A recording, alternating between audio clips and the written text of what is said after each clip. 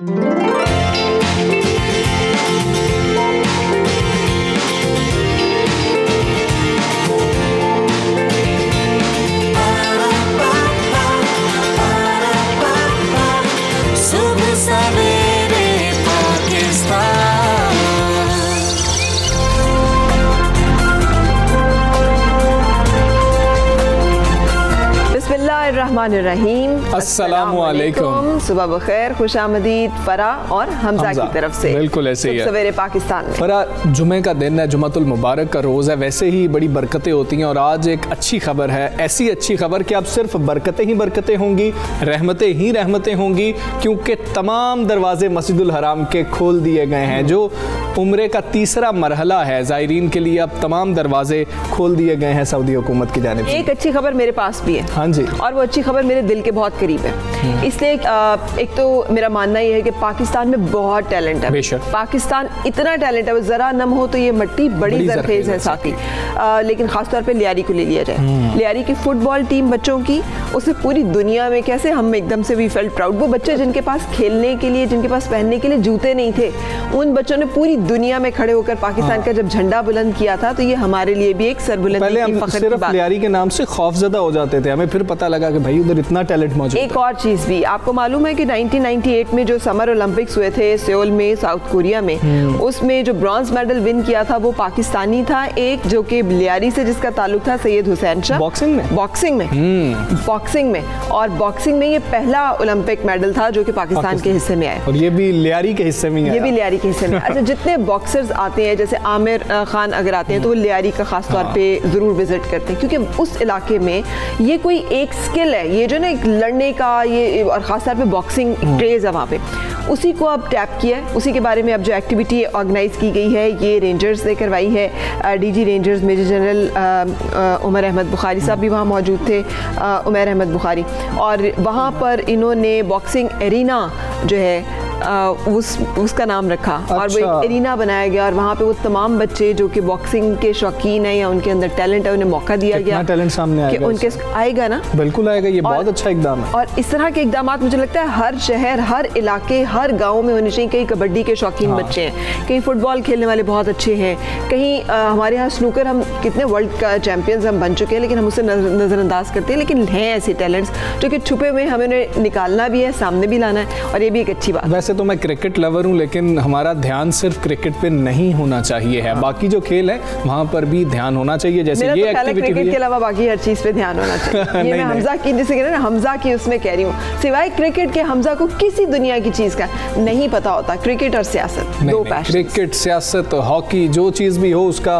पता होना भी चाहिए। और आपको यकीनन कोई भी स्पोर्ट्स हो, पाकिस्तानी किसी भी खेल में आगे जा रहे हों, आपको अच्छा लगता है। वैसामुल हक अगर जा रहे हैं खेलने के लिए तो वो वहाँ पर एहतजाज कर रहे हैं, जो मुसलमानों के ख़िलाफ़ नबी पाक सल्लल्लाहु अलैहि वसल्लम के जो खाके शाया किए गए थे उनके खिलाफ एहतजाज भी करेंगे उनके मुल्क में जाकर ही। तो हमें हर खेल को सपोर्ट करना है। नहीं, सॉफ्ट पावर कि आप अपने कुजीन के ज़रिए, स्पोर्ट्स के ज़रिए, अपने म्यूज़िक के ज़रिए, अपने कल्चर के ज़रिए जब दुनिया को बताते हैं कि आप कितने अच्छे हैं, आप कितने मोतबर हैं, आपकी वैल्यूज़ क्या हैं, आप हैं कौन दरअसल, तो ये बड़ी खूबसूरत रेफरेंसेस होते हैं। तो मुझे एक और चीज़ का भी इल्म है, वो है टॉप स्टोरीज, वहाँ पर चलते हैं फरा। कोरोना मुल्क भर में अपने पंजे दोबारा गाड़ने लगा। हर गुजरते दिन के साथ केसेस में इजाफा, अमवात भी बढ़ने लगी। इस्लामाबाद में कोरोना टेस्ट मुस्बत आने की शरह 7.7% हो गई।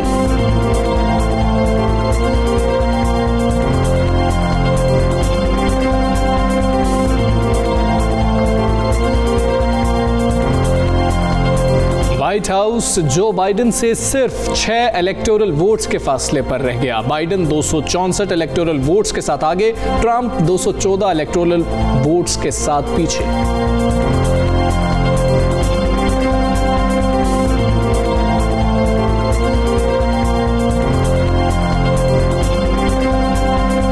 थैलेसीमिया खून की खतरनाक बीमारी जो फूल जैसे मासूम बच्चों को निशाना बनाती है। खौफनाक मौरूसी मर्ज से बचाव के लिए भरपूर आगाही मुहिम चलाना जरूरी।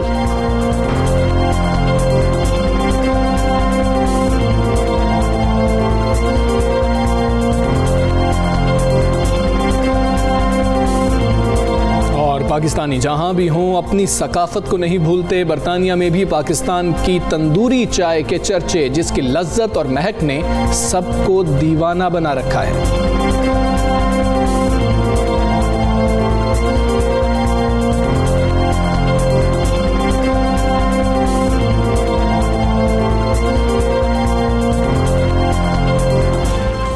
वाह, तंदूरी चाय का उबाल देख के ना तो मुझे तो अपनी चाय याद आ गई। मैंने तो फटाफट इसे पकड़ लिया। तंदूरी ना सही, चाय तो है ना, मतलब सुबह सुबह आपको जो एक चाहिए होती है, थोड़ी सी एनर्जी चाहिए होती है आपको ना, होश जो है ना आना चाहिए। तो उसके लिए चाय बहुत ज़रूरी है जो हम पी रहे हैं, लेकिन हमें एक और चीज़ का भी होश आना चाहिए जो हमें नहीं आ रहा है, और वही हुआ है फरा जिसका खदशा था। इस्लामाबाद में समझ नहीं आ रही हमजा, इस्लामाबाद में तो मैंने देखा लोग बाकी शहरों की निस्बत ज़्यादा बेहतर प्रोटोकॉल जो है वो फॉलो करते हैं, SOPs फॉलो करते हैं, और मतलब आप दुकानों में नहीं दाखिल हो सकते। मैंने देखा है ज़्यादातर लोगों को पहने हुए। मुझे बिल्कुल समझ नहीं आ रही कि इस्लामाबाद में शरह जो है 7% अगर है तो क्या उसकी वजह जो है ज़्यादा टेस्ट हो रहे हैं, या वहाँ फैलाव ज़्यादा है, या वहाँ पे सर्दी ज़्यादा। लेकिन इस तरह से तुम्हारे नॉर्थ जो है वहाँ पर एहतजाज कितने हो रहे हैं फरा, हर शहर से लोग वहाँ पर जाते हैं, और फिर वहाँ पर खाने के लिए जब मुख्तलिफ जगहों पर निकलते हैं, एक्सपोजर उनका होता है, तो फिर ये मामलात भी हमें देखने होंगे। मुल्क में हर गुजरते दिन के साथ कोरोना केसेस में इजाफा हो रहा है। सरकारी आदाद व शुमार की हम बात कर रहे हैं। गुज़श्ता 24 घंटों के दौरान कोरोना के 1366 नए केसेस सामने आ गए हैं, और इस दौरान 35 अफराद, जी हाँ 35 अफराद, जिसका मतलब है कि 35 ख़ानदान जो हैं वो इस वक्त इस वायरस का शिकार हो गए हैं। 35 अफराद जो हैं वो ज़िंदगी की बाजी हार गए। 605 मरीज़ों ने मूजी मर्ज़ को शिकस्त दी है, विच इज़ गुड न्यूज़। मुल्क में कोरोना वायरस के मजमूई केसेस की तादाद 3,39,431 है, जिनमें से 3,16,665 सेहतियाब हो चुके हैं। बिल्कुल, और कोरोना से हलाकतों की मजमूई तादाद अगर देखी जाए तो पाकिस्तान में 6,910 हो चुकी है, और वफाकी दारुल-हुकूमत में भी कोरोना जो है तेज़ी से सर उठा रहा है फरा, और यही परेशान कुन बात है। और देखें, हम भी अगर इस्लामाबाद जाएं तो इतना रश नहीं देखते जितना लाहौर में देखते हैं, कराची में देखते हैं। लेकिन अब शायद वही बात है कि टेस्टिंग भी ज़्यादा हो रही होगी, लोग ज़्यादा कंसर्न है वहाँ के। लाहौर कराची के लोग इतने कंसर्न नहीं है, इतनी जल्दी जाके जुकाम हुआ यार आम फ्लू है टेस्ट ही नहीं कराते। जी, लेकिन 7.7% तो इस्लामाबाद के रहने वाले लोग जो हैं वो ज़रूर और भी ज़्यादा एहतियात से काम लें, और बाकी शहरों के लोग भी इसे जैसे कहते हैं ना देख के इबरत पकड़ें कि हमें अगर इस्लामाबाद में जहाँ पर लोग इतना ज़्यादा एहतियात कर रहे हैं, ध्यान करें, वहाँ पर ये रेशो है 7.7, तो जहाँ पर ये कोई टेस्ट नहीं हो रहा, हर एक बंदा जो कहता है कोई मामूली नज़ला जुकाम है जी, वो तो हमने जाना ही नहीं अस्पताल, टेस्ट ही नहीं करना, वहाँ कैसे। मुझे हर सर्दियों में होता है, मुझे ये प्रॉब्लम है, ये आगे से जो है ना जवाब आ जाता है कि नहीं मेरा तो वैसे ही है थोड़ा सा। आप जस्टिफिकेशन नहीं, मेरी भी मैं भी यही करता हूँ, मैंने भी यही किया, लेकिन मैंने चेक करवाया था फौरी। मैंने फरा को बताया, मैं कहा मैंने चेक करवा लिया, आप ना रिलैक्स हो जाए, लेकिन हम नहीं करवाते। उमूमी रवैया हमारा यही है। और बैनुल सूबाई वज़रा तालीम कॉन्फ्रेंस हुई जिस पे सबकी नज़रें थी, हमारी नज़रें भी थी कि कोरोना की दूसरी लहर के बावजूद उन्होंने तालीमी इदारे खुले रखने का फैसला कर लिया। वफाकी वज़ीर तालीम शफ़क़त महमूद की ज़ेर सदारत गुज़श्ता रोज़ इजलास हुआ, जिसमें चारों सूबाई और आज़ाद कश्मीर और गिलगित बल्तिस्तान के वज़राए तालीम ने वीडियो लिंक के जरिए शिरकत की। शुरका ने इत्तफ़ाक़ किया कि मौजूदा सूरत हाल में तालीमी इदारों को बंद करने की ज़रूरत नहीं। वैसे आपके ख्याल में बंद होने चाहिए या नहीं बंद होने चाहिए हैं? योर पर्सनल टेक क्या है इस पे? मेरा पर्सनल टेक ये है कि SOPs पर हम अमल दरामद करवाने की कोशिश कर रहे हैं, जो मुझे लगता है पर्सनली फरा कि नहीं हम करवा पा रहे, और ये गवर्नमेंट शायद करवा भी नहीं सकती है, ये हमें खुद करना था। और जो हालात ख़राब हो रहे हैं, शायद कोई थ्रेशोल्ड रखा गया हो कल के हम देख लेते हैं मजीद। और ये बात ठीक थी, अभी कल मुरादरा साहब ने छुट्टियों का भी डिस्कशन हो गया कि वो भी नहीं होंगी, वो भी आप अपनी सर्दी के हिसाब से। मुरादरा साहब ने ये बात की थी कि जब गुजरांवाला में अगर ज़्यादा केसेस आ रहे हैं तो इसका ये मतलब तो नहीं है कि मैं शेखुपुरा को बंद कर दूं या लाहौर को बंद कर दूं। ये दुरुस्त स्ट्रेटजी है कि जहां पर ज्यादा केसेस हो वहीं पर ही वो एक्शन लेने चाहिए। इसी हवाले से बात कर लेंगे। हमारे साथ मौजूद हैं प्रोफेसर डॉक्टर महमूद शौकत साहब, chairman corona expert advisory group Punjab हैं। डॉक्टर साहब अस्सलाम वालेकुम, गुड मॉर्निंग, बहुत शुक्रिया। डॉक्टर साहब, केसेस बढ़ते चले जा रहे हैं, आप क्या देख रहे हैं? क्या हम फिर से किसी लॉकडाउन की जानिब जा रहे हैं अगर हमने एहतियात न की? जी अस्सलाम वालेकुम, सबसे पहले एंड गुड मॉर्निंग। देखिए, ये बात तो कोई नए सिरे से सोचने की नहीं है, ये सब कुछ तो पहले से तय हो चुका है कि एक खास नंबर से जब केसेस बढ़ेंगे तो फिर हमारे लिए तमाम ऑप्शंस मौजूद हैं, जिनमें लॉकडाउन की ऑप्शन भी को हतमी तौर पर उससे मुंह नहीं फेरा गया और वो ऑप्शन भी वहीं रहेगी। लेकिन लॉकडाउन की ऑप्शन तब आती है जब आप बाकी सब ऑप्शंस को इस्तेमाल करने के बाद एक ऐसी सूरत हाल पे पहुंच जाए कि कोई फर्क ना पड़ा। अच्छा डॉक्टर, हमने पहले भी SOPs फरमाइए जी, मुकम्मल। हाँ जी, पहले भी हमारी स्ट्रेटेजी यही थी कि लॉकडाउन कोई पहला आपका इंटरवेंशन नहीं होता, लॉकडाउन आपका आखिरी इंटरवेंशन होता है। और अभी हम उस स्टेज पे नहीं पहुंचे, लेकिन जिस तेजी से हमारे केसेस बढ़ रहे हैं, लॉकडाउन एक मुमकिन सूरत हाल हमेशा रहेगी और ये वक्त के साथ साथ हर गुजरते दिन के बाद फैसला होगा कि हमें अपनी स्ट्रेटेजी को अगली किस लेवल पे लेके जाना। दुरुस्त, लेकिन आपने अभी सुना, हम बात कर रहे थे इस्लामाबाद में 7.7 रिपोर्ट हो रही है जो कि शरह है। पंजाब में क्या इतने कोरोना केसेस रिपोर्ट नहीं हो रहे, टेस्टिंग नहीं हो रही, फैलाव इतना नहीं है? अगर नहीं है तो उसकी वजूहात क्या हैं? और ये भी बताइएगा, पिछले दिनों वो एक कॉन्ट्रोवर्सी भी सामने आई थी ना कि जिसपे कुछ इंतजामिया में तब्दीलियां भी हुई थी कि किट्स जो हैं वो उनको मिसयूज किया गया और गलत डेटा, डैशबोर्ड में गलतियां थी, गलत डेटा जो है वो कोट किया गया कि इतने केसेस हैं और इतने केसेस नहीं है, जो कि बिल्कुल गलत था, फैक्चुअल नहीं था। हाँ जी, देखिए हमारे यहाँ ये मसाइल छोटे मोटे हर तरफ हैं, लेकिन इसमें कोई शक की बात नहीं है कि इस्लामाबाद में, बहावलपुर में, लाहौर में, कराची में केसेस का तनासुब बाकी शहरों की निस्बत बहुत ज़्यादा है, गुजरांवाला में भी। इसकी बहुत सी वजूहात होती हैं, जैसे आपने कहा कि इस्लामाबाद में शायद लोग टेस्ट ज़्यादा करवा रहे हैं, सो ये एक वजह है, लेकिन ये जो फीसद तनासुब होता है ये नहीं तब्दील होता, क्योंकि अगर आप हर 100 केसों में से 7 केस निकाल रहे हैं और लाहौर में 2.5 या 3% केसेस निकल रहे हैं, तो वो जितने केसेस आप बढ़ाते जाएंगे ये रेशो वैसे ही बढ़ती जाएगी। बिल्कुल। तो ये जब परसेंटेज में आप कैलकुलेट करते हैं तो उससे नंबर ऑफ केसेस में को बहुत फर्क नहीं पड़ता। बिल्कुल ठीक है। डॉक्टर साहब ये बता दीजिएगा कि गवर्नमेंट को क्या एडवाइस की गई स्कूल्स के हवाले से? पेरेंट्स खासे परेशान थे, छोटे छोटे बच्चे हैं और हमें ये भी खदशा है कि छोटे बच्चे ही ज़्यादा पोटेंशियल कैरियर हो सकते हैं जो घर में जाके पेरेंट्स को, दादा दादी को इससे इन्फेक्ट कर सकते हैं।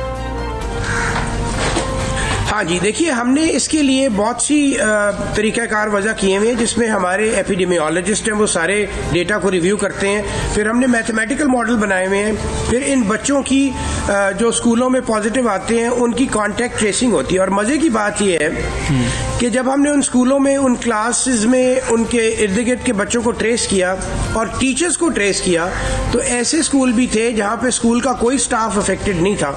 और इसका मतलब ये था कि हमें जोर देना पड़ेगा कम्युनिटी पे। बच्चे वो घरों से ला रहे थे। स्कूलों और कॉलेजों में और वर्क प्लेस में तो आप SOPs बेहतर इम्प्लीमेंट करवा सकते हैं, लेकिन जब ये बच्चे घरों में चले जाते हैं और जब वर्कर और ऑफिस वर्कर घर पे चला जाता है, SOPs तो ज्यादा वहां पर खराब हो रहे हैं। और इस्लामाबाद में एक थ्योरेटिकल वजह यह भी है कि वहां मौसम जल्दी तब्दील हो जाता है और लोग घरों की खिड़कियां बंद कर लेते हैं, एक कमरे में ज्यादा लोग बैठना शुरू हो जाते हैं, तो वो किसी भी वायरस के फैलाव का सबब बन जाता है। अच्छा, तो आप सजेस्ट करेंगे कि घर के अंदर मौजूद रहते हुए भी मास्क लगा के रखें, जब एक दूसरे के साथ बैठ रहे हैं वहां पर भी हम कोशिश करें कि हम फासलों पे बैठें और एक घर में, एक कमरे में एक वक्त में ज्यादा लोग इकट्ठे ना हों? जी बिल्कुल, इसलिए कि आपको तो नहीं मालूम आप जिन लोगों में बैठे हैं, ये प्रिजम्पशन तो गलत है कि मेरे घर के किसी फर्द को नहीं है, क्योंकि पहले शुरू में जब इंक्यूबेशन पीरियड होता है जो 4 से 14 दिन का है, तो उसमें तो किसी को कोई सिम्टम ही नहीं होता। और वो आप अपने घर से, अपने घर के बाहर, मस्जिद में, अब मसाजिद में नमाजें बिल्कुल वैसे ही अदा हो रही हैं जैसे पहले होती थी, लोगों ने फासला रखना भी छोड़ दिया। इसी तरह बाजारों में, इवन इस्लामाबाद में खास तौर पे एक दिन गया था, सारा मैंने शहर देखा, तो ये बिल्कुल गलत तासुर है कि पूरे शहर में SOPs पे अमल हो रहा है। उसके ऐसे इलाके भी थे जहाँ मास्क देखने को भी नहीं मिला। उसकी वजह यह है कि पहली बात तो यह है कि लोगों को अब उस तरह की सेंसिटिविटी नहीं रही, लोग इसको कैजुअल ले रहे हैं। तो जब हम हमारे पास अस्पताल आते हैं तो वो पहले 3, 4, 5 दिन जो हल्का सा मामूली जुकाम या खांसी थी या कुछ भी नहीं था, तो वो उसको मौसमी तब्दीली से मुतासिर अपने आप को कहते हैं और वो उसको अपनी बीमारी में काउंट ही नहीं करते। लेकिन हमारे पास जो शरे अमवात है लाहौर में, वो पहले से मुख्तलिफ नहीं है, मगर शिद्दत ज़्यादा शायद इसलिए है कि अस्पताल जो मरीज आ रहे हैं वो ज़्यादा शिद्दत की सूरत में ही आते हैं। वो जो शुरू में लोगों में एक एहसास हो गया था कि फौरी तौर पे टेस्ट कराएं, वो आहिस्ता आहिस्ता ख़त्म हो गया। अरे डॉक्टर साहब, वेंटिलेटर्स तो हमने कर लिए हुए ना बहुत सारे अरेंज, क्योंकि जैसे पहले तो वेव आई थी तो पूरी दुनिया को ही पता नहीं था, हमने भी बहुत सारे वेंटिलेटर्स मंगवाए थे। जी हमारे पास इस वक्त बेड्स भी बेहिसाब है, और हमारे पंजाब में जो बेड्स की जो कोरोना के लिए हमने वक्फ किए हुए हैं उसमें से सिर्फ 3% बेड इस्तेमाल हो रहे हैं, और वेंटिलेटर्स भी हमारे पास बहुत है। और हमारा प्लान वैसे ही है इंक्रीमेंटल, जैसे खुदा ना खास्ता अगर केसेस की तादाद बढ़ती है तो हमारे इंतजामात फिलहाल मुकम्मल है। बिल्कुल ठीक है। प्रोफेसर डॉक्टर महमूद शौकत साहब हमारे साथ मौजूद का बहुत शुक्रिया।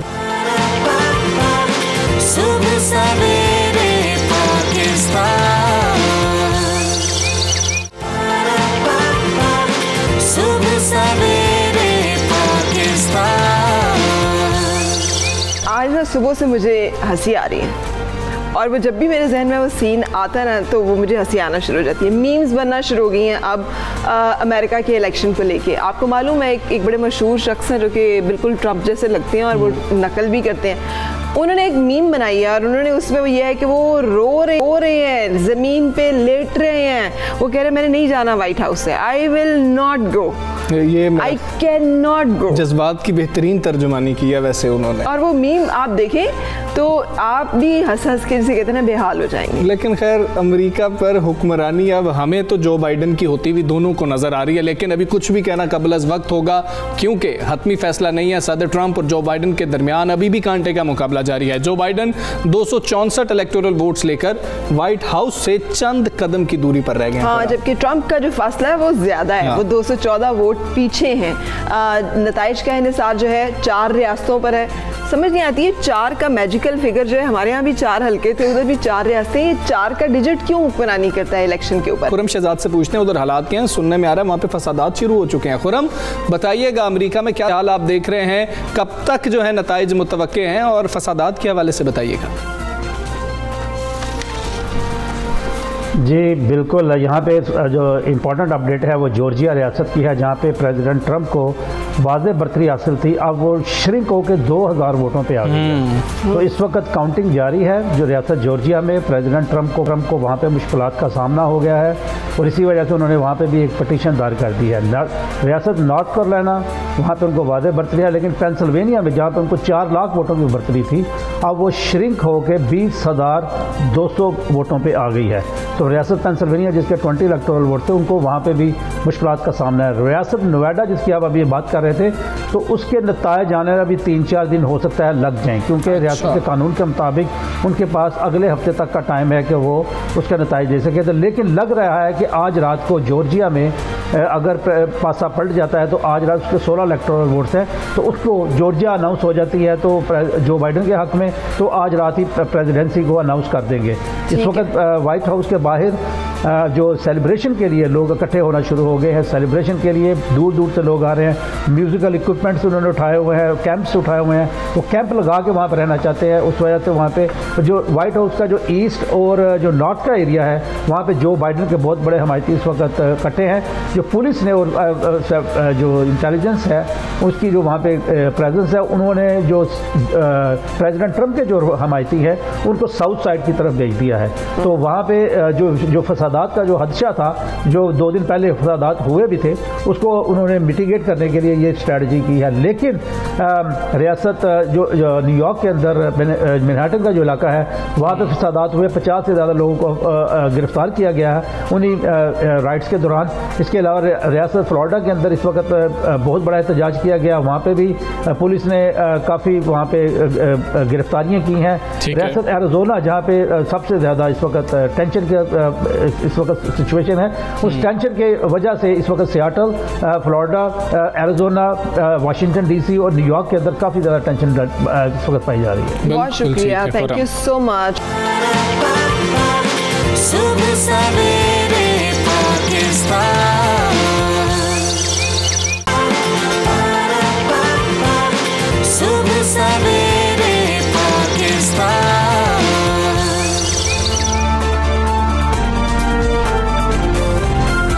Welcome back. सुबह सवेरे पाकिस्तान आप देख रहे हैं, और अब हम चलेंगे नॉर्थ। गिलगित बल्तिस्तान की तरफ। आखिर सबको ख्याल आ गया, सबसे पहले बिलावल भुट्टो साहब को आया था, अब सबको ख्याल आ गया कि भाई गिलगित जाना है क्योंकि बड़े बड़े जलसे हो रहे हैं। आपको पता है लुक नॉर्थ एक बहुत बड़ी पॉलिसी है अपने गैस और उन तमाम चीज़ों के लिए, लेकिन ये लुक नॉर्थ जो है इसका मतलब है कि गिलगित बल्तिस्तान में जो इलेक्शंस हो रहे हैं, अब वहाँ पे मरीम नवाज भी पहुँच गई हैं, जिनका कहना है किसी के सिर्फ ऐलान करने से नया सूबा नहीं बन जाता, उसके ऐलान की कोई अहमियत नहीं, गांचे वालों लोटों को वोट ना देना। ये मरीम नवाज का कहना था, जो उन्होंने गांचे में जलसे में खिताब में कहा। उन्होंने ये भी कहा कि खिलाड़ी की टांगें कांप रही हैं, महंगाई ने हर घर का निज़ाम तबाह कर दिया है, आपसे वादा है आपकी गुर्बत, तालीम और सेहत के लिए लड़ूंगी। गांचे के अवाम बहुत समझदार हैं, सोच समझ कर फैसला करने वाले लोग हैं।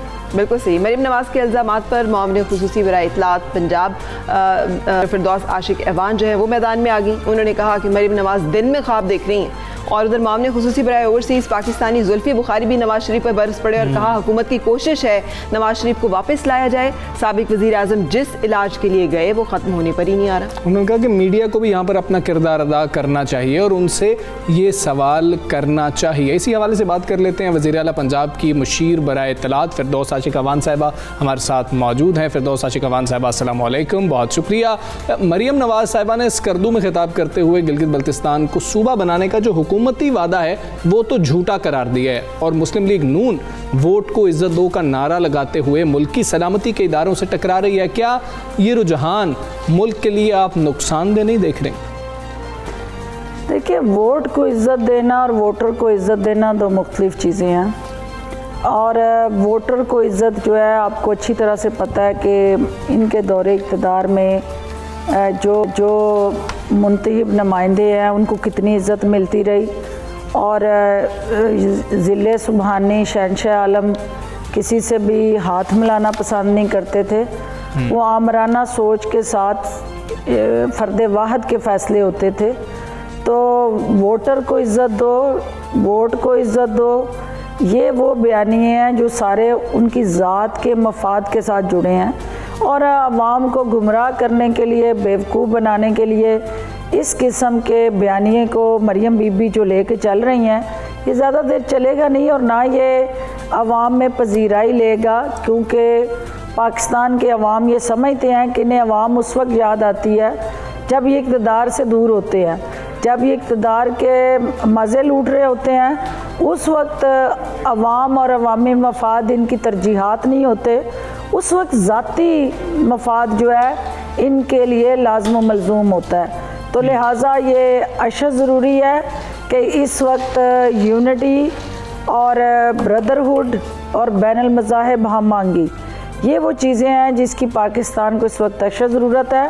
नून लीग कौम को तकसीम करने के बयानिए से बाज आ जाए, अदारों को मतनाज़ा बना के अपनी सियासी दुकानदारी चमकाने से जो उन्होंने इस मुल्क का नुकसान किया है, अवाम उसको बड़ी बारीकबीनी से देख रहे हैं। तो अवाम इस सोच को मुस्तरद कर चुके हैं, और इंशाल्लाह ये बेल मंडे चलती नज़र नहीं आ रही, और ना नून लीग किसी सूरत भी अवाम तक ये चूरन बेच सकेगी, क्योंकि ये चूरन अब ख़रीदने वाला कोई नहीं है। ठीक है फिरदौस आशिक ऐवान साहिबा, आपने देखा कि उन्होंने मरीम नवाज ने भी अपने खिताब में नवाज शरीफ की बहुत तारीफ़ें की, हर तरह की तारीफ़ें की, ये नहीं बताया कि इलाज के लिए जो उन्होंने मुआहदा किया था वापस नहीं आ रहे हैं, क्यों नहीं आ रहे हैं, कब तक आएंगे।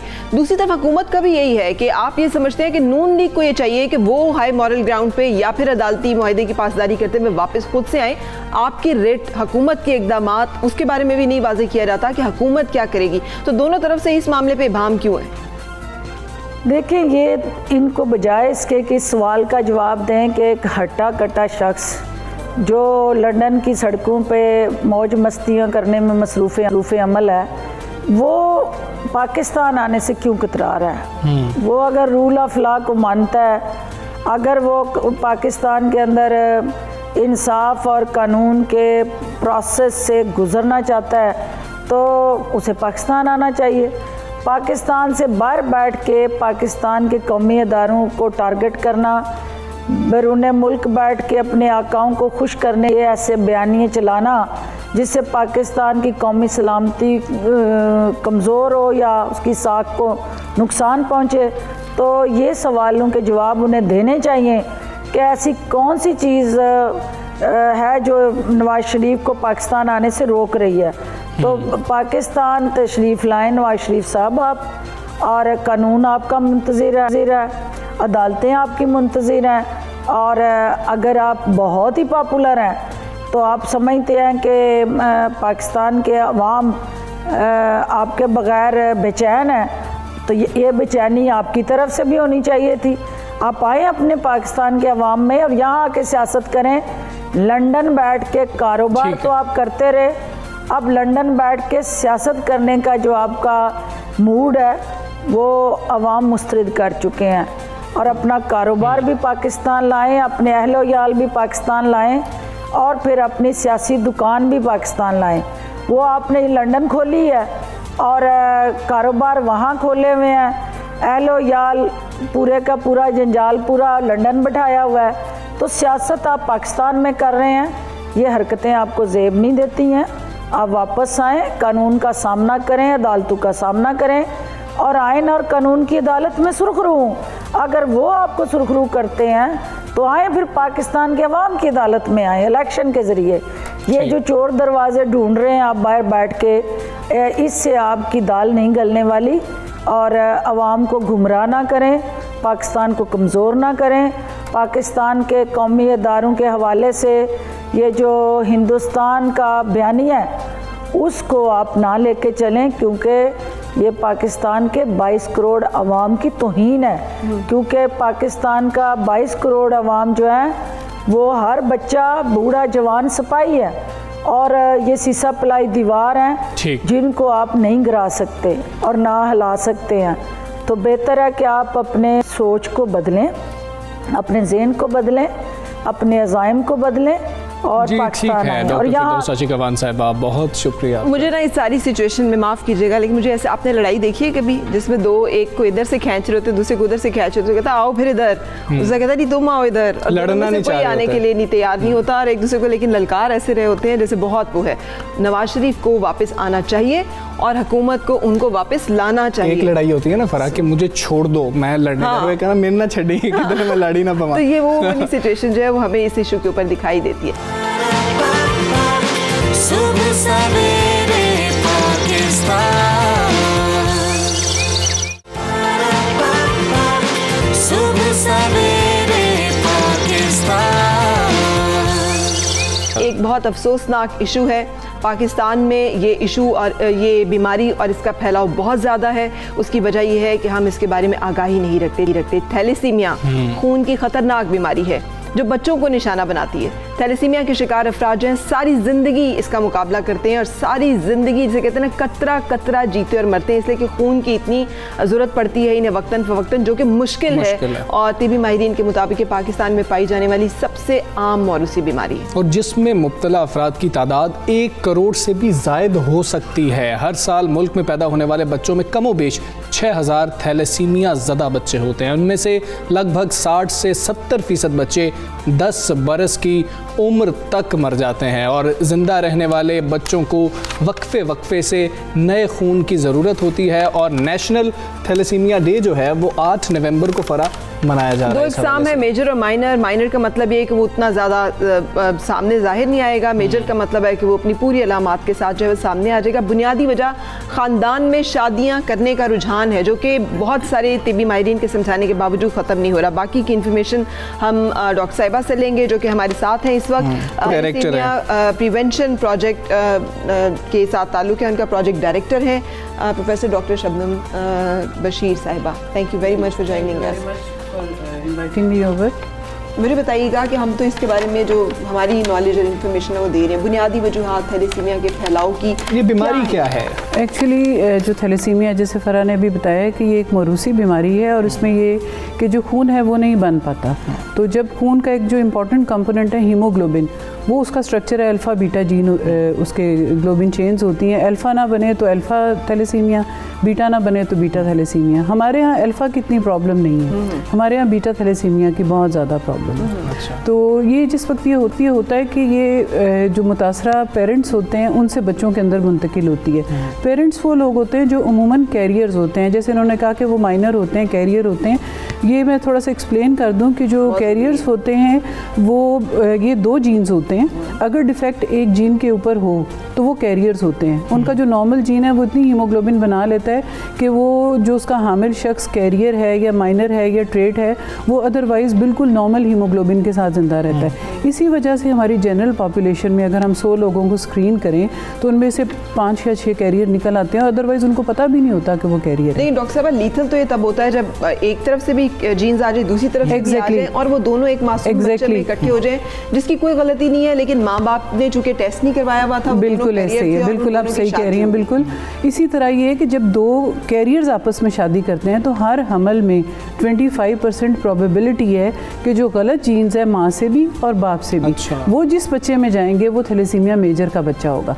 अब चूंकि उसके दोनों जीन डिफेक्टिव हैं, बिल्कुल हीमोग्लोबिन नहीं बन रही, ग्लोबिन चेन नहीं बन रही, वो बच्चा वो है जो पैदाइश के 6 महीने से ऑनवर्ड उसको मुसलसल खून की ज़रूरत होगी ज़िंदा रहने के लिए, 6 महीने से ऑनवर्ड। और कभी वो मंथली खून लगेगा और जो बड़ा होगा उसका बॉडी वेट ज़्यादा होगा, हो सकता है महीने में 2, तो जब तक वो ज़िंदा रहेगा उसको कॉन्टीन्यूसली ब्लड ट्रांसफ्यूजन चलेगी। डॉक्टर साहब पंजाब थैलेसीमिया जो प्रिवेंशन प्रोजेक्ट है इस हवाले से हमें बताइएगा, क्या इसके तदारुक के लिए क्या किया जा रहा है, क्या सिर्फ आगाही है, क्या इस प्रोजेक्ट का मकसद है? नहीं जी, आगाही तो इसका एक बहुत इंपॉर्टेंट कंपोनेंट है। बेसिकली पूरे पाकिस्तान के अंदर बहुत सारी NGOs हैं जो ट्रीटमेंट दे रही हैं और बहुत सारे सरकारी इदारे भी हैं, लेकिन पूरे पाकिस्तान में पंजाब वाहिद सूबा है जिसके अंदर गवर्नमेंट के लेवल पे हुकूमत पंजाब ने ये सर्विस दी है फ्री ऑफ कॉस्ट पूरे पंजाब के अंदर।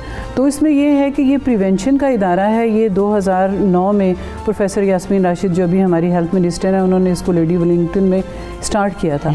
उसके बाद 2012 में ये मुंतकिल हो गया था फातिमा जिन्ना मेडिकल यूनिवर्सिटी के साथ और वहीं पे अब ये बड़े अच्छे तरीके से ऐसे तरीके से काम कर रहा है। इसका जो बेसिकली ये है कि इसकी 9 डिवीजन्स के अंदर 9 बड़ी रीजनल लैब्स हैं। जो हमारा स्कोप है बेसिकली लेबॉरेटरीज़ का है। हम टेस्ट करते हैं कैरियर्स की जनरल पॉपुलेशन में भी और उन ख़ानदानों के अंदर जहाँ पे हर तीसरा बंदा कैरियर होता है, जहाँ पे थैलेसीमिया मेजर का एक भी बच्चा होता है। डॉक्टर साहब, एक मैंने इस इशू के ऊपर 10-12 साल काम किया। एक बहुत सिंपल सोल्यूशन है, निकाह फार्म में आप ये टेस्ट लाजमी कर दें कि क्या वालिद और वालदा दोनों की थैलेसीमिया टेस्टिंग और कुछ और, मैं तो समझती हूँ हेपेटाइटिस का भी टेस्ट हो जाना चाहिए, लेकिन चलें ये तो बुनियादी तौर पे ये क्यों नहीं हो पा रहा? ये असल में देखिए फ़र्क उसमें भी फिर जो मैं आपको बताऊं कि पंजाब के अलावा बाकी तीनों सूबों के अंदर ये लॉ भी मौजूद है। अच्छा। लेकिन चूंकि गवर्नमेंट की सतह पे कोई फैसिलिटीज़ नहीं दी जा रही इसकी टेस्टिंग की, तो देखिए एक टेस्ट है, एक्सपेंसिव टेस्ट है, अगर आप प्राइवेट लैब से कराएंगे तो 5-6 हज़ार का टेस्ट। लेकिन डॉक्टर साहब हम शादी के ऊपर इतने हज़ारों रुपए खर्च कर देते हैं, तो बच्चों के लिए हम इलाज पे इतना खर्चा होता है, लेकिन सहूलत होनी उस जगह पे बहुत ज़रूरी है। पंजाब में हम 36 अजला के अंदर ये सहूलत फ्री ऑफ कॉस्ट प्रोवाइड कर रहे हैं और हमने इसका जो लाजमी शादी से जो टेस्ट है शादी से पहले, और हम रेकमेंड कर रहे हैं कि सिर्फ लड़के का टेस्ट करें।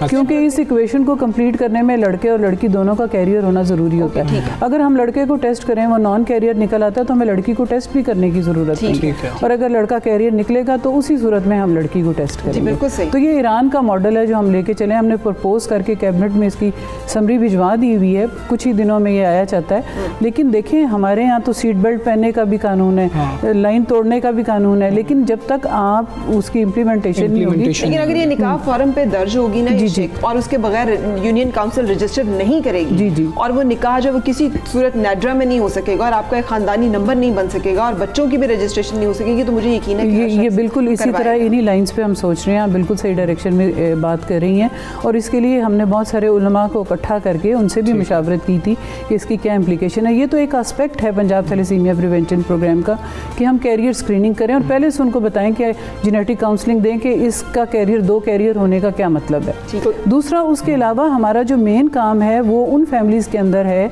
जिनके अंदर ऑलरेडी थैलेसीमिया मेजर के बच्चे मौजूद हैं, उनमें हर तीसरा बंदा कैरियर होता है। जनरल पॉपुलेशन में 4% है, वहाँ पे 33% के करीब हर, इसीलिए cousin marriage is not to be blamed, cousin marriage का इशू नहीं है। लेकिन चूँकि हाँ हमारे यहाँ कंसैंग्विनिटी बहुत ज़्यादा है आपस की शादियों में, तो वो फैमिलीज़ जिनके अंदर थैलेसीमिया का डिफेक्टिव जीन मौजूद है, जब वो आपस में शादी करते हैं तब प्रॉब्लम, तो ये प्रॉब्लम इसलिए उनके यहाँ बहुत ज़्यादा लगता है कि जी कज़न मैरिज है। अगर ऐसी फैमिली में एक कैरियर नॉन कैरियर से शादी करेगा तो कभी थैलेसीमिया मेजर का बच्चा पैदा नहीं। डॉक्टर साहबा एक तो ये बता दीजिएगा कि बच्चा पैदा हुआ कैसे इल्म होगा, क्योंकि मेरे लिए मुझे इस बात का इल्म नहीं है, तो कितने व्यूअर्स हैं जिनको इस बात का इल्म नहीं है, बच्चा थैलेसीमिया का शिकार है, फौरी पता लग जाता है, ये क्या तरीकाकार और इसका इलाज कितना महंगा है? जी जी, इसका जो बेसिकली जो कैरियर है जो एक नॉर्मल हेल्दी है, वो तो CBC के ऊपर, आम ब्लड काउंट के ऊपर हमें उसकी इंडिकेशन मिल जाती है। उसको कंफर्म करने के लिए हम HPLC करते हैं और हमारे पूरे 36 डिस्ट्रिक्ट में ये फैसिलिटी हमने प्रोवाइड कर दी हुई है ऑलरेडी।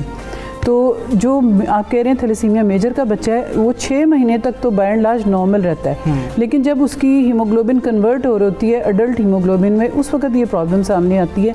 वो प्रोग्रेसिवली कमज़ोर एनीमिक होता चला जाता है। और 2 से 3 महीने में, यानी कि 8-9 महीने का बच्चा या साल का बच्चा, इतनी ज़्यादा उसमें हीमोग्लोबिन की कमी हो जाती है, एनीमिया हो जाता है कि वो बिल्कुल लाचार बीमार बच्चा होता है। तो जब वो उस एनीमिया के वर्कअप के लिए हॉस्पिटल का रुख करते हैं, वहाँ पे पता चलता है, तशखीस होती है कि वो थैलेसीमिया मेजर का बच्चा है। यानी डेली हमारे पंजाब थैलेसीमिया की जो 9 रीजनल लैब्स हैं, उनके अंदर करीबन 15 से 20 नए बच्चे हम डायग्नोज कर रहे हैं पंजाब से। जो बहुत अफसोसनाक है, लेकिन डॉक्टर साहबा इस तरह का कोई मसला हो ना, तो गाँव देहात में उधर डॉक्टर के पास तो बहुत आखिर में जाते हैं। वो पहले तो वो किसी दम वाले के पास, वो भी ज़रूरी है, ठीक है आप खुद से उसको भी करें, लेकिन ये भी तो आगाही बहुत ज़रूरी है कि ये अमराज हैं जो कि बच्चों को हो सकते हैं। और इसमें क्या जल्दी आइडेंटिफाई कर लेना, जल्दी ट्रीटमेंट में चले जाना में कोई फ़र्क पड़ता है? क्या ज़िंदगी लाइफ थ्रेटनिंग भी हो? बिल्कुल लाइफ थ्रेटनिंग होती है। यही पहले होता है कि जब इतनी अवेयरनेस नहीं थी, ब्लड ट्रांसफ्यूजन सर्विसेज निस्बतन बेहतर नहीं थी, आयरन किलेशन बड़ा इंपॉर्टेंट होता है कि जब खून बार बार लगता है तो आयरन जमा होता है, जो कि बहुत ज़्यादा डैमेज करता है ऑर्गन्स को, हार्ट को, लिवर को, हर चीज़ को। तो किलेशन की दवाइयाँ नहीं थी, तो अमूमन ये बच्चे 10 साल से पहले ही चले जाते थे, बाज़ को डायग्नोसिस के बगैर ही चले जाते थे। लेकिन जो अब हम कुछ ना कुछ हम ये सर्विसेज दे रहे हैं, उससे ये हुआ है कि हमने एक डेडली डिजीज़ को डिबिलिटेटिंग डिजीज़ या क्रॉनिक डिजीज़ में कन्वर्ट कर दिया। ठीक है। तो ये बेसिकली बिल्कुल लाइफ थ्रेटनिंग है अगर आप उनको ट्रांसफ्यूज़ नहीं करेंगे, वो 1 साल से बियॉन्ड जिंदा नहीं रह सकते। डॉक्टर साहब, बोन मैरो ट्रांसप्लांट बहुत ज़्यादा इसका ट्रेंड होता है, बात की जाती है कि हमने करवाना है, 25 से 30 लाख शायद खर्चा आ जाता है इसके ऊपर। क्या ये वाहिद इलाज है और क्या ये इलाज है, इसके बाद बच्चे ठीक हो जाते हैं? बेसिकली जो बोन मैरो ट्रांसप्लांट है, स्टेम सेल ट्रांसप्लांट है, ये हर बीटा थैलेसीमिया मेजर के बच्चे सूटेबल भी नहीं है, वो उसके क्राइटेरिया पे भी पूरा नहीं उतरते। ये निस्बतन less than 5 years, around 5 years के एज तक हों, जिनमें कोई हेपेटाइटिस B, C या कॉम्प्लिकेशन ना हो। क्योंकि ये बच्चे जब रेगुलरली ट्रांसफ्यूज़ होते हैं, हमारे यहाँ जो हमारे 70% ऑफ थैलेसीमिक पॉपुलेशन के बच्चे हैं वो ऑलरेडी इन्फेक्टेड हैं हेपेटाइटिस B से, C से, HIV से, तो उनके अंदर ये बोन मैरो नहीं हो सकती। एक्सपेंसिव भी है और ये भी नहीं है कि एक दफ़ा बोन मैरो ट्रांसप्लांट हुआ तो 100% क्योर है, ऐसा भी नहीं है। तो इसका मतलब ये है कि जब तक हमारे यहाँ इस चीज़ का शऊर नहीं होगा कि एक टेस्ट करवा लें उन नस्ल के लिए, जिस नस्ल के लिए हम कहते हैं हमारी आने वाली नस्ल जो है वो, उसके लिए हम शादी कर रहे हैं, बच्चों के लिए शादियाँ करते हैं। हमारे यहाँ तो कॉन्सेप्ट ही यही है, हम अपने ख़ानदान को बढ़ाने के लिए करते हैं। तो एक टेस्ट करा लेने में दुनिया में जाएगा नहीं। 5000 रुपये अगर हुकूमत नहीं भी करवा रही, वहाँ पे मतलब आपको नहीं फ्री फैसिलिटी मिल रही, खुद से करवा लें प्लीज़, लेकिन करवा लें। उसमें जितने भी ममालिक हैं जिनको थैलेसीमिया बेल्ट के ममालिक कहते हैं, जिनमें साउथ ईस्ट एशिया आ जाता है, ईरान है, टर्की है, सऊदी अरब है, साइप्रस, ग्रीस, मेडिटेरेनियन की कंट्रीज़ हैं, उन सब के अंदर बाय एंड लार्ज सक्सेसफुली उन्होंने कंट्रोल कर लिया है सिर्फ प्रिवेंशन से। ठीक है। तो जब प्रिवेंशन होगी और उनमें हर एक बंदे को पता है कि शादी से पहले हमने टेस्ट कराना है। दूसरा एक चीज़ बड़ी इंपॉर्टेंट जो मैं आपको पंजाब थैलेसीमिया की बिल्कुल जो हमारा एक यूनिक फीचर है वो ये है कि हम हमल के दौरान टेस्ट करते हैं। जो फैमिलीज़ जिनके यहाँ पहले से थैलेसीमिया मेजर का बच्चा होता है, जब ज़ाहिर है वो पेरेंट्स और भी बच्चे चाहते हैं, एक बीमार बच्चे को लेकर तो नहीं रह सकते, तो हमल के दौरान हम 10वें 11वें हफ्ते में हमल के अल्ट्रासाउंड गाइडेड एक टेस्ट होता है जिसको कोरियोनिक विलस सैम्पलिंग कहते हैं। वो हम प्लेसेंटा का टिश्यू लेते हैं और उस टिश्यू को फिर हम लैब में DNA एनालिसिस करते हैं। तो जो बच्चा अफेक्टेड होता है उसमें 25% प्रोबेबिलिटी है कि वो मेजर का बच्चा होगा, 50% है कि वो माँ बाप की तरह ट्रेट होगा और वो नॉर्मल जिंदगी गुजारेगा। ठीक है, तो उसकी फिर टर्मिनेशन के लिए फतवा टेस्ट करवा लेना चाहिए। और डॉक्टर साहब हमें कह रही है कम अज कम जो मर्द है उसको ये टेस्ट लाजमी करवा लेना चाहिए, शादी से पहले। प्रोफेसर डॉक्टर शबनम बशीर साहिबा हमारे साथ मौजूद थी, बहुत शुक्रिया आपका। और ये अहम मामला है, अगर हम एक टेस्ट नहीं करवाएंगे 5000 का है 6000 का है तो पूरी जिंदगी इतने कर्ब में गुजरेगी बच्चों को देखते हुए। और ये बहुत अहम मसला है जिसके बारे में हमें आगाही होनी चाहिए। पूरी दुनिया में हम अभी बात कर रहे थे सॉफ्ट पावर की, कल्चर की, कुजीन की, खाने पीने की, जिसमें सकाफत भी है, जिसमें खूबसूरती भी है। बरतानिया की बात कर ली जाए तो बरतानिया में पाकिस्तानी अपने खानों के साथ नित नए वैरायटी की चाय भी लोगों को पिला रहे हैं, जिसमें मुनफरिद जायकेदार और खुशबू वाली तंदूरी चाय भी शामिल है। आपने पी है वैसे अभी तक? हाँ जी, मैंने पी है। लाहौर में तो बहुत मिलती है लेकिन वहाँ पर मिल रही है, ये बहुत बड़ी बात है। वकार बाबर जो हैं वो ब्रेडफर्ड में मौजूद हैं, उनसे पूछते हैं कि होटल में किस तरह से चाय बनाई जा रही है। वकार बताइएगा। पाकिस्तानी दुनिया के जिस कोने में भी हूँ अपने कारोबार के साथ साथ सकाफत को फ़रोग़ देने में भी अहम किरदार अदा करते हैं। बरतानिया में हाल ही में एक नया ट्रेंड शुरू किया गया है, चाय, देसी चाय, जिसमें मुख्तलिफ अनवा की जो चाय है वो यहाँ पे सर्व की जाती है। और मुख्तलिफ ढाबे यहाँ पे खोले गए हैं जिसमें चाचा चाय, चाय वाला, चाय वाली, बिस्कुट चाय, चाय पराठा। और आज हम जहाँ पे मौजूद हैं ये है तंदूरी चाय। जी अंदर चल के देखते हैं कि ये जो चाय है कैसे तैयार की जाती है। ये सामने इनका किचन है। इस तंदूर के अंदर जो है इन्होंने वो जो मिट्टी का बर्तन जो है उसको गर्म कर रखा है, तो ये भी आपको साथ साथ दिखाते हैं। बिल्कुल ये जो अभी आप देख रहे हैं ये मिट्टी का बर्तन जो है इसके अंदर चाय डाली जाएगी और उसके बाद का जो प्रोसेस है वो आप अपनी स्क्रीन पर नज़र आ रहा है आपको, और यकीनन आप देख के तो महसूस हो रहे होंगे। और चाय का जो टेस्ट है वो भी आप महसूस कर सकते हैं कि ये चाय जो है इसके अंदर इस मिट्टी की जो खुशबू है वो भी इसके अंदर दाखिल हो जाती है, जिसकी वजह से इसकी एक तो खुशबू जो है वो भीनी होती है और दूसरा जायका भी जो इसका है वो इनफरादियत रखता है। बिल्कुल, चाय बड़ी बेहतरीन है। हम चाय पीते हैं और एक ब्रेक की तरफ चलते हैं। Stay with us.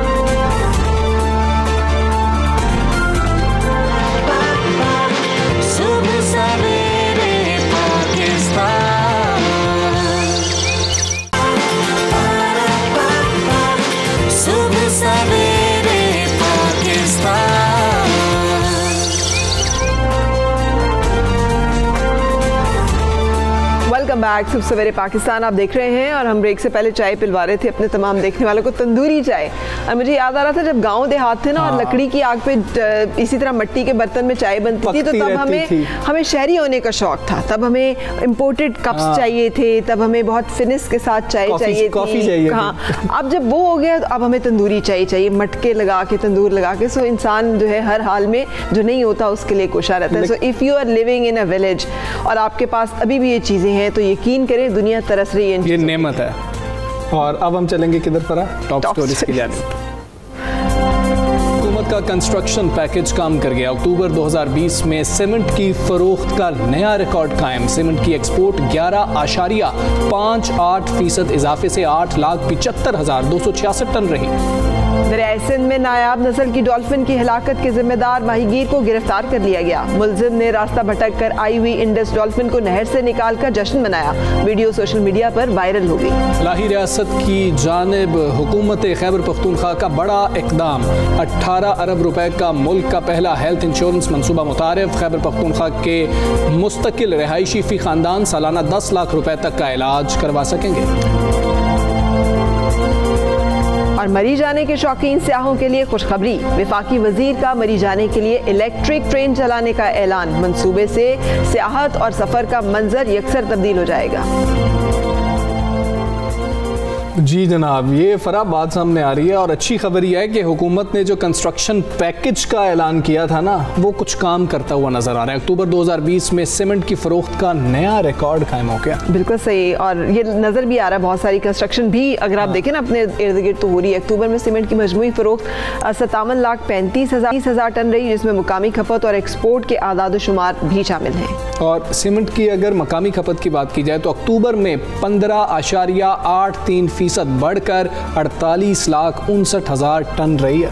अक्टूबर में सीमेंट की एक्सपोर्ट 11.58% इजाफे से 8,75,266 टन रही।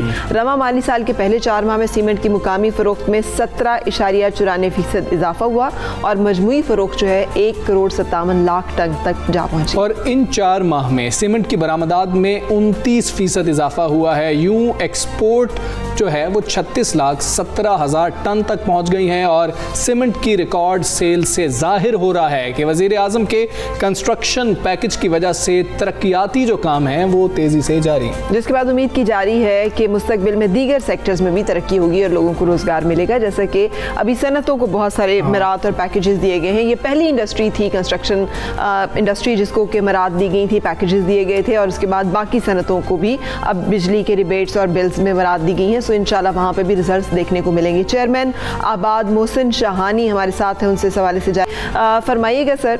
Good morning, thank you for joining us कि क्या वज़ीर आज़म के कंस्ट्रक्शन पैकेज की मुद्दत ख़त्म करने की तक सीमेंट सेल में इजाफा जारी रहेगा या ये आर्जी कोई एक स्पाइक है?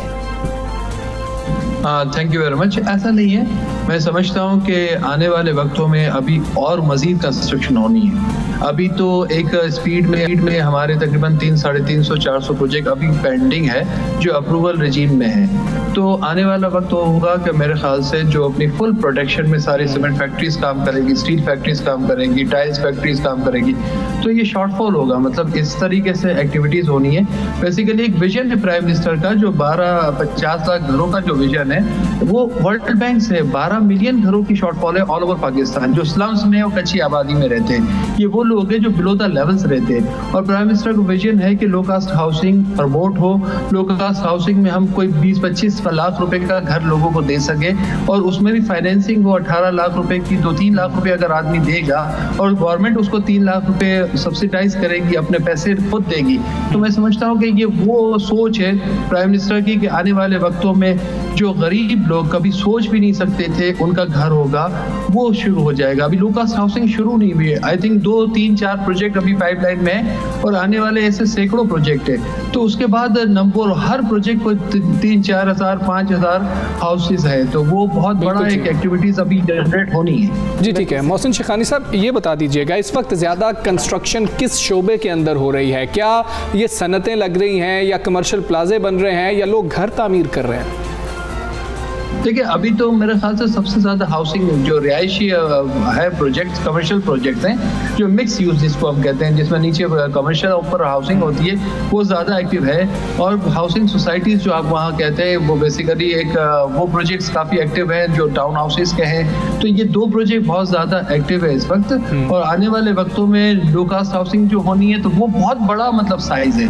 तो मुझे लगता है कि और ज़्यादा ये कंटिन्यूशन है, ये 4-5 साल तक कंटिन्यूशन इसी तरह रहेगा अगर सेम पॉलिसीज रही, गवर्नमेंट इसी तरह सपोर्ट करती रही। प्राइम मिनिस्टर हर थर्सडे को खुद मीटिंग करते हैं और सारे इदारों को बिठाते हैं और उनकी कोशिश होती है कि जितने भी अप्रूवल्स जहाँ भी ये हर्डल्स रुके हुए हैं उन सबको एड्रेस करते हैं। इवन स्टेट बैंक को एड्रेस करते हैं, इवन FBR को एड्रेस करते हैं, मतलब सारे लोग बैठे होते हैं और उनकी चाहत होती है कि ये इंडस्ट्री एक्टिव हो ताकि जो शॉर्टफॉल ऑफ हाउसिंग है वो हम पूरी करें, जो जॉब क्रिएशन है जो सबसे ज़्यादा जॉब क्रिएट होती है वो हो जाए और 70 एलाइड इंडस्ट्रियाँ इसके साथ मुंसलिक होती है वो एक्टिव हो जाए। जी ठीक है। 50 लाख घरों का मंसूबा कुछ आपको काबिल अमल लग रहा है कि अभी कुछ ट्रेंड भी शुरू हो गया, सीमेंट की फरोख्त बढ़ रही है? मुझे बिल्कुल भी काबिल अमल लगता है और एक जो लोगों की रिक्वायरमेंट हमारे पर शॉर्टफॉल हाउसिंग है, स्लम्स और कच्ची आबादियों में ज़्यादा लोग रहती है और अगर हम प्लान स्कीम में देखें तो हर आदमी का ख्वाब होता है वो अपनी फैमिली को सिक्योर करे, अच्छी लिविंग दे। मतलब इवन इंसान क्या एक परिंदा भी होता है तो वो भी अच्छा घोंसला बनाने की कोशिश करता है, लेकिन उनके पास कोई वसाइल नहीं थे। इससे पहले किसी गवर्नमेंट ने कभी सोचा ही नहीं था, इसको एड्रेस ही नहीं किया था इस तरीके से जिस तरह प्राइम मिनिस्टर ने इसको एड्रेस किया और बाकी सारे प्रॉमिस भी फॉलो अप कर रहे हैं। हर्डल्स हैं अभी तक, इदारों में हर्डल्स है, अभी तक जो ब्यूरोक्रेसी है वो हर्डल्स है। डे टू डे बेसिस पे हम इसको रिजॉल्व कर रहे हैं, प्राइम मिनिस्टर रिजॉल्व कर रहे हैं। हम सब की कोशिश है कि ये जितने भी मतलब इदारे हैं ये ऑनलाइन सिस्टम पे चले ताकि ये मैन टू मैन कॉन्टेक्ट खत्म हो और गवर्नमेंट उसके अपने जो टारगेट है वो अचीव कर सके। इसलिए कि ब्यूरोक्रेसी के हर्डल्स की वजह से चीज़ें रुक जाती है।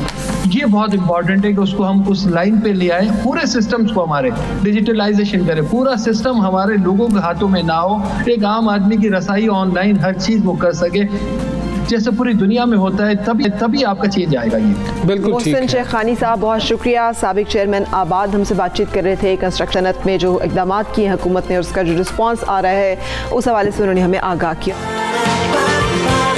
सुबह सवेरे पाकिस्तान, सुबह सवेरे पाकिस्तान। मरी चले फौरन, कैसा लगेगा आपको अगर आप फौरन और सहूलत के साथ? मरी जाने में सबसे बड़ा हैजर्ड ही होता था, कौन गाड़ी चलाएगा? जो गाड़ी चलाता था ना उसे लगता था यार मैं तो सबसे ज़्यादा इसमें जो है सफ़र किया हूँ, तुम सब लोग तो एंजॉय करते थे सफ़र को, मैं तो बस गाड़ी चलाता रहा हूँ इतनी मुश्किल से। अब टैक्सी पे भी नहीं जाना, अब आपको कुछ और चीज़ ऐसी मिलने जा रही है कि टैक्सी का सफ़र भी ख़त्म हो जाएगा और लोग ज़्यादा इंजॉय करेंगे, मज़ीद नज़ारे जो हैं वो हो सकेंगे। और जो ड्राइवर था बेचारा अपनी गाड़ी खुद चला के जाता था, उसको भी जो है हसीन नज़ारे देखने। और अगर पता है एक्सप्रेस वे बनी थी, मतलब मोटरवे बनी थी, मगर वो उसमें वो नज़ारे नहीं है, वो सीनरी नहीं है जो कि पुराना जो मरी का रूट था उस पर आपको जो लुत्फ़ आता है ना देखने का। लेकिन अब आप सोचें कि आपकी एक ऐसी ट्रेन हो जो कि इलेक्ट्रिक ट्रेन हो और उसमें आप चाहे कॉफ़ी लेकर आराम से बैठे हों, वहाँ पे टेम्परेचर कंट्रोल भी हो, वहाँ पे कंफर्ट भी हो। वो जो चक्कर आते हैं बहुत सारे लोगों को मुश्किल रास्तों पे जाते हुए और इस तरह की टेंशन होती है वो ना हो तो कितना अच्छा लगेगा, उससे सेहत पे कितना फ़र्क पड़ेगा। ये हमारी ख्वाहिश नहीं है या हम ऐसा कोई दावा नहीं कर रहे हैं। मुल्क भर में इलेक्ट्रिक पब्लिक ट्रांसपोर्ट चलाने के ऐलान के बाद वफाकी वजीर बराए साइंस एंड टेक्नोलॉजी फवाद एक बार फिर मैदान में आए हैं। उन्होंने इस्लामाबाद से मरी तक ऑटोमेटिक इलेक्ट्रिक ट्रेन चलाने का ऐलान कर दिया है। ये अच्छी खबर है। बिल्कुल सही, लेकिन ये कितना जल्दी मुकम्मल होता है ये होगा वो टेस्ट जिसको कि हम बेताबी से जिसके मुंतज़िर हैं और इस मंसूबे से सियाहत और सफ़र का मंजर तब्दील होगा डेफिनेटली। देखना ये है कि हुकूमती दावे जो हैं वो कितनी जल्दी अमली जामा पहनते हैं और कितनी जल्दी ये जो है चलना शुरू होती है, क्योंकि मेट्रो बस हो या ऑरेंज लाइन, ये तमाम मंसूबे जो हैं तहरीक इंसाफ ही इनको सबसे ज़्यादा तनकीद करती रही है।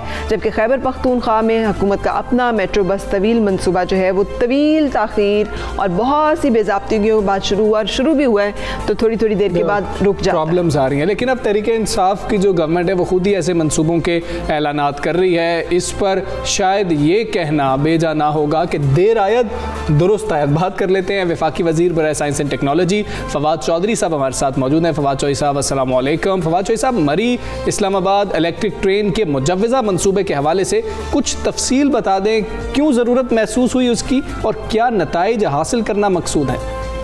देखिए, बुनियादी तौर के ऊपर हमारी कोशिश ये है कि ऐसे प्रोजेक्ट्स लाए जाएं जो कि माहौल दोस्त हों, अफोर्डेबल हों और आम आदमी की ज़रूरत जो है वो पूरी करते हैं।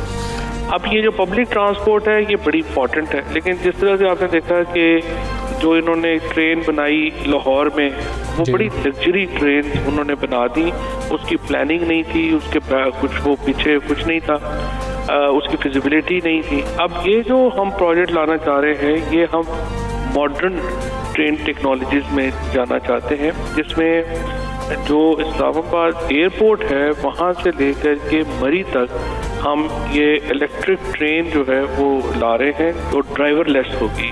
ड्राइवरलेस इलेक्ट्रिक ट्रेन जो है वो उसका प्रोजेक्ट जो है उसकी इनिशियल फिजिबिलिटी जो है वो हो चुकी है और प्लानिंग से उसके ऊपर डिस्कशन भी हुई है। हमारा कोशिश पूरी ये है कि ये प्राइवेट सेक्टर में हो और इसके ऊपर पब्लिक पैसा ना लगे, प्राइवेट कंपनी आए वो अपनी ट्रेन लगाए और चलाए। ठीक है। और इसके लिए एक जापान की कंपनी से और एक चीन की कंपनी से जो बातचीत है वो अपने आखिरी मरहले में है और इंशाल्लाह ये कंपनियां यहाँ पे आके ये ट्रेन लगाएंगी और उससे इस्लामाबाद के शहरियों को और मरी में होता यह है कि हर साल आप देखते हैं कि सीज़न में बहुत ज़्यादा जो ट्रैफिक है वो ब्लॉक हो जाता है, सड़कें हमारी चौक हो जाती हैं, तो उसको भी करने के लिए ये मॉडर्न ट्रेन सिस्टम लाना बड़ा ज़रूरी है। बिल्कुल सही। आपने ट्वीट में ये भी लिखा कि इस्लामाबाद में 38 इलेक्ट्रिक बसों का मंसूबा जो है अब वो आ चुका है, तकरीबन तकमील तक पहुंचने वाला है। कब तक ये बसें आवाम के लिए दस्तयाब होंगी और शहरियों को क्या सहूलत मिलेगी? वहाँ पर पहले ही जो है मेट्रो बस चल रही है तो इजाफी सहूलत जो है वो क्या होगी? ये देखिए, ये फीडर बसेस का जो प्रोजेक्ट है, हमने CDA से बात की और उनसे हमने कहा कि आप इलेक्ट्रिक बसेस जो हैं वो चलाएं। तो जो CDA ने इसके ऊपर बड़ा उनका एक्साइटमेंट है और वो इसके ऊपर उन्होंने सारा जो इनिशियल होमवर्क है वो मुकम्मल कर लिया है। अब PPP अथॉरिटी के पास ये प्रोजेक्ट चला गया है प्लानिंग में, और जो PPP अथॉरिटी है वो इसको फाइनलाइज कर रही है, और इंशाल्लाह मुझे उम्मीद पूरी है कि 1 महीने में हम एक्सप्रेशन ऑफ इंटरेस्ट इसका दे देंगे, और फिर जो कंपनीज हैं वो अपनी बसेस प्रोवाइड करके तो 38 बसेस से हम ये प्रोजेक्ट इंशाल्लाह इसी साल।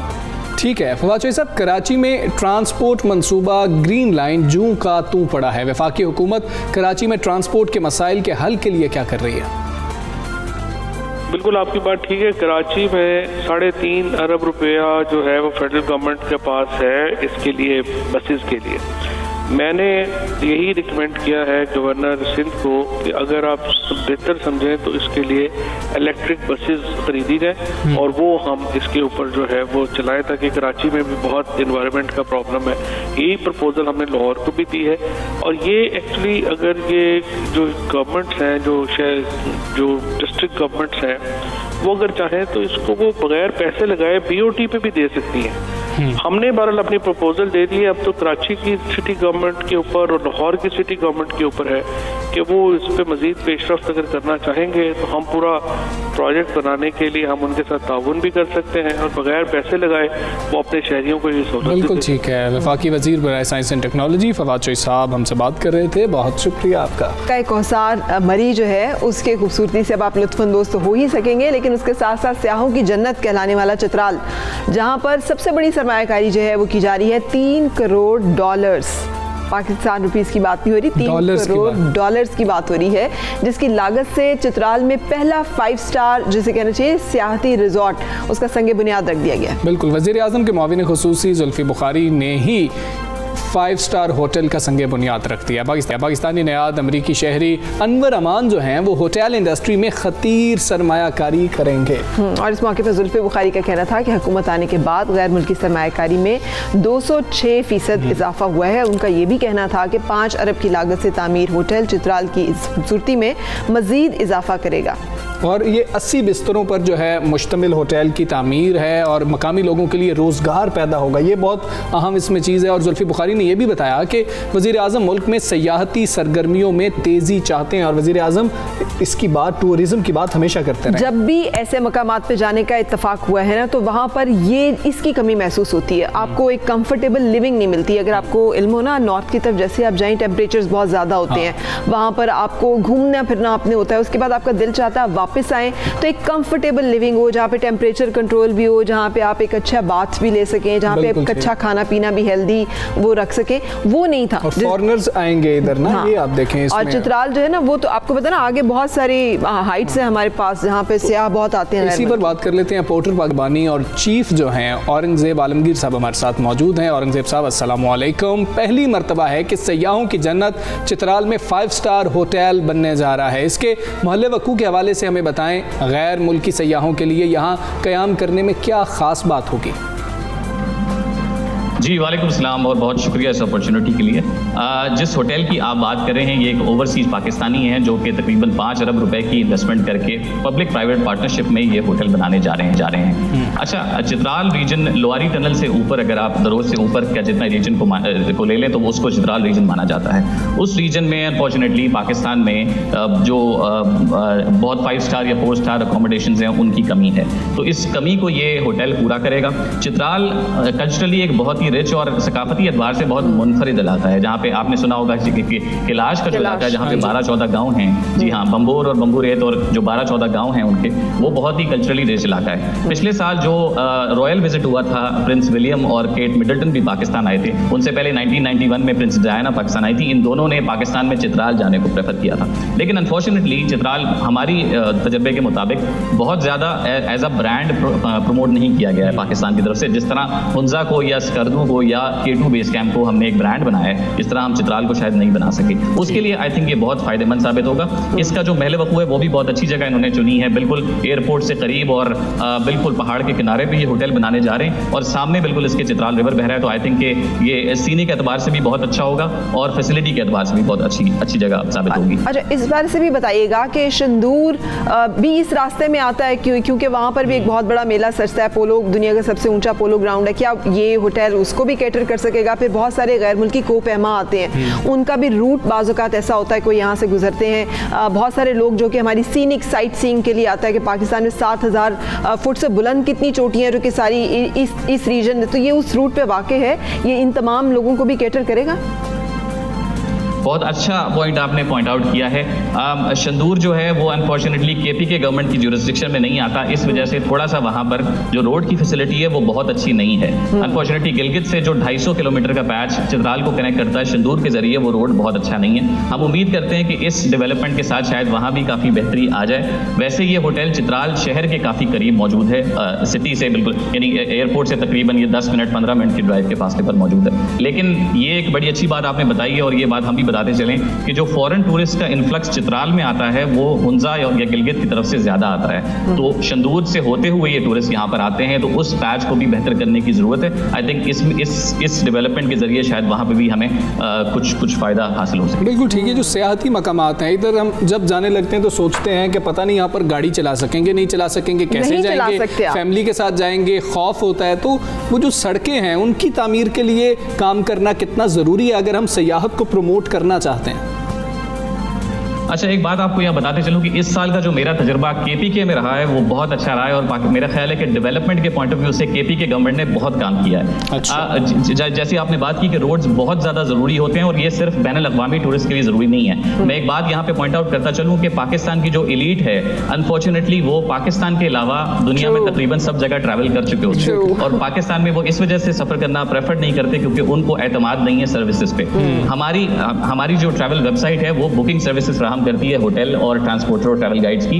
हमारी इस साल की जो सबसे बेहतरीन कस्टमर थी, अनफॉर्चुनेटली वो पाकिस्तान, उससे पहले उन्होंने कभी ट्रैवल नहीं किया था। इस साल उनको थोड़ा आइडिया हुआ कि पाकिस्तान में ट्रैवल और टूरिज्म कितना बेहतर हो चुका है। ये फैसिलिटीज़ और इंफ्रास्ट्रक्चर की तामीर आई थिंक इतनी ज़रूरी है कि इसी से जो इन्फ्लक्स ट्रैवलर्स का इन इलाकों में आ रहा है उसको आप मैनेज भी कर सकते हैं और सस्टेन भी कर सकते हैं। बिल्कुल सही कह रहे हैं आप, बहुत शुक्रिया हमारे साथ रहने के लिए और इम्पोर्टेंट इन्फॉर्मेशन करने के लिए। अब आप कहोगे कि मैं बहुत एक्साइटेड हो जाती हूँ टूरिज्म का जब नाम आता है। मियाँ दम में अगर आप PTDC के रेस्टोरेंट रिजॉर्ट पे जाएं, वहाँ पर वो कमरा है जहाँ क्वीन विक्टोरिया ने जब पाकिस्तान का विजिट किया था तो वो वहाँ पे रुकी थी। तो जब मैं वहाँ गई थी तो मैंने उन्हें कहा था मुझे वो वाला रूम दे, I want to spend the time there and feel like queen Victoria. Queen Farah, मैं क्वीन विक्टोरिया फरा जो है, वो कमरा कमोबेश उसी हालत में महफूज है और आप मतलब you can live the history as well. Pakistan historically सकाफती तौर पर सीनिक ब्यूटी में बहुत खूबसूरत है। अगर आपने पाकिस्तान नहीं देखा तो यकीन करें आपने कुछ नहीं और देखा। पाकिस्तान को ही एक्सप्लोर कीजिए, ऐसी जगहों पर जाने की कोशिश कीजिए। हम ऐसी जगह देखते हैं, एक दूसरे से डिस्कस करते हैं कहाँ कहाँ हमने जाना है।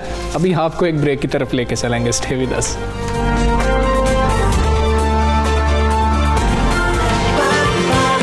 सुबह सवेरे पाकिस्तान, सुबह सवेरे पाकिस्तान।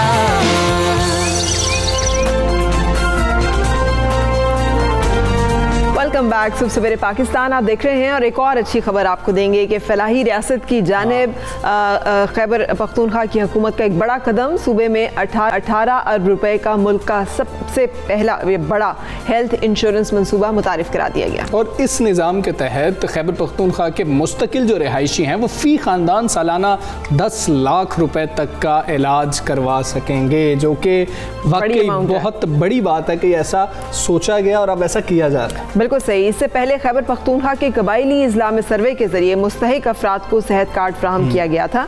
स्कीम का आगाज़ चित्राल, अपर और लोअर दीद, मालाकंड और ज़िला सवात से किया गया है। और 1 दिसंबर से बताया जा रहा है कि हज़ारा डिवीज़न और 31 जनवरी तक सूबे के तमाम अजला के शहरियों को ये सहूलत फराहम कर दी जाएगी। और वाकई बहुत बड़ी बात है फरा, ये हमने तो सोचा ही नहीं था कि कभी ऐसा भी होगा, क्योंकि सबसे बड़ा मसला सेहत का मसला है। यहाँ पर कोई शख्स बीमार हो जाता है तो फैमिली परेशान हो जाती है, इलाज कहाँ से करें? बहुत मुश्किल है किसी भी अच्छे खाते पीते ख़ानदान के लिए भी किसी मौलिक मर्ज में गिरफ्तार होने की सूरत में इलाज कराना तो नामुमकिन है, और गरीब आदमी के लिए भी नामुमकिन है। वज़ीर आज़म खुद जाएंगे सबात, वो खुद एक जलसे से खिताब भी करेंगे, इनाग्रेट भी करेंगे इस तमाम सिलसिले को। ये जो स्कीम है इसमें सरबराह ख़ानदान का, शरीक हयात और गैर शादीशुदा बच्चे जो हैं ये फ़ी का 40,000 रुपये सालाना तक का इलाज करवा सकेंगे। और इसके अलावा सेहत कार्ड की सहूलत में 4 लाख रुपए फ़ी ख़ानदान का अमराज़ क़ल्ब, कैंसर, यरकान के बायस पैदा होने वाली पेचीदगियाँ, जिगर और गुर्दों की पैवंदकारी भी शामिल है, यानी कि वो इलाज जो महंगे इलाज हैं उनके लिए एक अलग स्लैब रखी और जो बहुत ज़्यादा हमारे यहाँ पे पाए जाते हैं। बदकिस्मती से ये अमराज हमारे यहाँ बहुत ज़्यादा कॉमन है। देखना ये है कि इस मंसूबे पर शफाफियत से अमल दरामद होता है या नहीं, क्योंकि मुल्क में अमूमन ऐसे मंसूबे कागज़ों तक ही महदूद रहते हैं, और अगर ये इम्प्लीमेंट हो भी जाएँ तो वहाँ पर फिर बहुत ज़्यादा हमें शफाफियत का मसला जो है वो आ जाता है कि अकरबा परवरी की गई, अपनी जमात को कार्ड जो है वो तकसीम किए गए। इसी हवाले से वज़ीर सेहत खैबर पख्तूनख्वा तैमूर सलीम झगड़ा से हम बातचीत करेंगे। Thank you very much for joining us and good morning. ये फरमाइएगा कि लोगों के लिए बहुत अहमियत की बात है कि अब वो शनाख्ती कार्ड पर 10 लाख रुपए तक का इलाज जो है वो करवा सकेंगे। आम आदमी की सहूलत के लिए तरीक़ाकार वाज़ेह कर दें कि क्या करना होगा उसे इस सहूलत को हासिल करने के लिए। जी, बेसिकली तकरीबन 450 हॉस्पिटल्स पूरे मुल्क में जो स्टेट लाइफ के साथ एम्पैनल्ड हैं, और हम कोशिश करेंगे कि इनको बढ़ाएं। तो कोई भी खैबर पख्तूनख्वा का डोमिसाइल होल्डर जब उनका ज़िला इस प्रोग्राम में शामिल हो जाएगा, और इंशाल्लाह 3 फेजेस में 31 जनवरी तक तमाम जो 35 अजला हैं खैबर पख्तूनख्वा के, उसमें तमाम लोगों को ये सहूलत जो है वो दी जाएगी। तो उनको इन पेशेंट ट्रीटमेंट के लिए जो एम्पैनल्ड हॉस्पिटल्स हैं उनमें स्टेट लाइफ के काउंटर पे जाना पड़ेगा, जहाँ पे उनकी शनाख्ती कार्ड के बेसिस पे उनकी जो है वो रजिस्ट्रेशन हो जाएगी, और उनको जो है वो इलाज मिल सकेगा इन पेशेंट, यानी कि जहाँ पे हॉस्पिटल में। ठीक है तैमूर सलीम झगड़ा साहब, ये अभी तक कौन कौन से इलाके स्कीम के दायराकार में आ चुके हैं, और मजमूई तौर पर कितने हस्पतालों में ये सहूलत मैसर होगी कि वहाँ पर वो जाएंगे और उनका जो कार्ड है वो काबिल इस्तेमाल होगा? इसमें तमाम खैबर पख्तूनख्वा आता है। जो हमारे साथ कबायली अजला हैं, जो एक्स फाटा रीजन था, वो पहले ही कवर्ड है जी। 1 नवंबर को जो कवरेज मिली है वो मालकंड, स्वात, दीर और चित्राल के एरियाज को। 1 दिसंबर से बुनीर, शांगला और ज़्यादातर जो हमारा हज़ारा डिवीज़न है। 1 जनवरी से पेशावर वैली यानी पेशावर, नौशहरा, चारसद्दा, मद्दान, सवाबी और उसके साथ हरीपुर का डिस्ट्रिक्ट, और फिर 31 जनवरी को कवरेज मिलेगी सारे जो हमारे जनूबी अजला है। तो इस तरह इंशाल्लाह अगर रोल आउट स्मूथ हो, उसमें कोई इश्यूज ना आए, तो अगले 90 दिन के अंदर ये 10 लाख का जो इंश्योरेंस पैकेज फी खानदान, वो खैबर पख्तूनख्वा के जो 4 करोड़ अवाम है सब तक पहुंच जाएगी। बिल्कुल सही। तैमूर सलीम झगड़ा साहब, आप भी जानते हैं कि ये जो फैसिलिटीज़ हैं अमराज़ क़ल्ब के इलाज की, कैंसर के इलाज की, हर जगह मौजूद नहीं है, तो दूर दराज इलाकों से मरीज़ों को शहर के अस्पतालों का रुख करना पड़ता है। इस स्कीम में क्या सफरी अखराजात भी कवर होंगे? उन्हें आके वहाँ रुकना पड़ता है, उसके अलग एक्सपेंस होते हैं, या ये सिर्फ अस्पताल के जो अखराजात हैं वहाँ तक महदूद होगा? इसमें कुछ बीमारियों के लिए सफरी अखराजात जब रेफरल होता है उसका भी बंदोबस्त है, लेकिन इसमें जो लॉन्ग टर्म बेनिफिट है और ये समझना बड़ा ज़रूरी है, वो ये है कि जब हम तमाम आवाम को हेल्थ इंश्योरेंस दे देंगे, तो जो बात आप कर रहे हैं इंशाल्लाह ओवर टाइम प्राइवेट सेक्टर के हॉस्पिटल्स भी दूर दराज के अजला में बनेंगे, क्योंकि सब लोगों के पास ये कैपेसिटी होगी कि इलाज देने के लिए वो उनके जो फीस होंगे वो कवर होंगे, और उसके साथ जब प्राइवेट सेक्टर एक जगह पे उठेगी तो साथ पब्लिक सेक्टर के हॉस्पिटल्स भी उठेंगे। तो जो हम एनविजन कर रहे हैं वो ये है कि इंशाल्लाह थोड़े टाइम में है क्वालिटी हेल्थ सर्विस पूरे सूबे में शुरू हो जाएगी, जिसके लिए हम और भी बड़े मजीद बिल्कुल ठीक है। तैमूर सलीम झगड़ा साहब, बहुत शुक्रिया आपका, बहुत ही बेहतरीन ये मंसूबा है और लोगों की कई ऐसी परेशानी जो है वो ख़त्म हो जाएगी कि घर बेचने पड़ जाते हैं। बिल्कुल, let's hope and wish for that. एक चीज़ जो हम करेंगे ना हमजा, वो अब हम बात करेंगे पाकिस्तान के इकोसिस्टम की, इकोलॉजी की, जहाँ हमारे पास खूबसूरत मौसम है, खूबसूरत जोग्राफी है, खूबसूरत नज़ारे हैं। वहाँ पर अल्लाह ताला ने हमें मुख्तलिफ इक़साम के चरिंद परिंद जानवर, नबाताती लाइफ, हयाताती लाइफ जो है वो भी अता की है, जिनमें से एक जो है वो दरियाए सिंध में पाई जाने वाली नायाब नस्ल की ब्लाइंड डॉल्फिन है। ये वो दुनिया की नायाब जिन्स है जो कि सिर्फ सिंध के दरियाओं में पाई जाती है।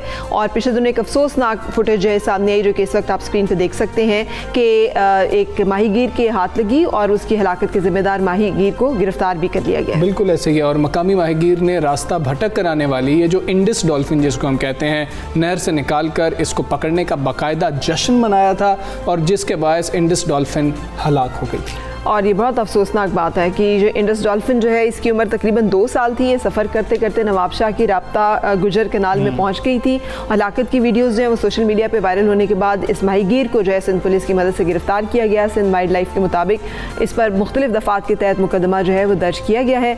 अगर जुर्म साबित हो गया तो इसे 2.5 लाख कैद और 5 लाख रुपया जुर्माना या कोई एक सज़ा हो सकती है। बिल्कुल ऐसे ही। और WWF पाकिस्तान ने यह बताया कि इस वक्त मुल्क भर में इंडस डॉल्फिन की तादाद तकरीबन 1800 है। कहा जाता है 1800, ये कम है, ये ज़्यादा नहीं है, लेकिन है।